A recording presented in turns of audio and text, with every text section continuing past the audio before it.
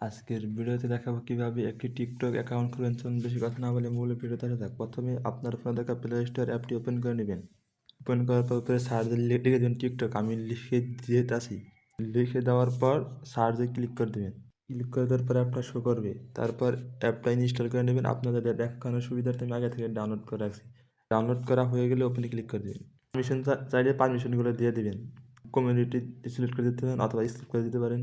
নিজে দেখবেন profile icon show করতে এখানে ক্লিক করে দিবেন।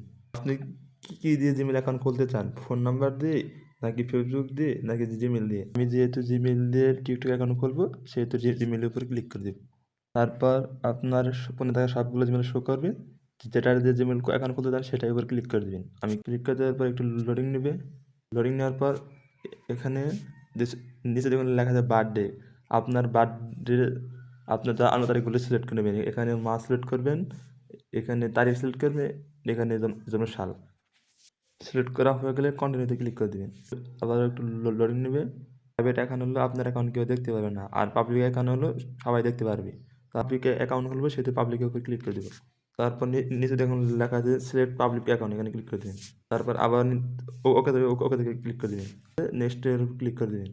তারপর আপনার নিকনেম যদি আপনি চেঞ্জ করতে চান তাহলে চেঞ্জ করবেন, আর যদি না চেঞ্জ করতে চান তাহলে এরকম রেখেই কন্টিনিউতে ক্লিক করে দেবেন। তারপর আবার ওপর প্রোফাইল এখানে ক্লিক করবেন। এই দেখুন আমাদের কিন্তু একটা টিকটক অ্যাকাউন্ট খোলা হয়ে গেছে।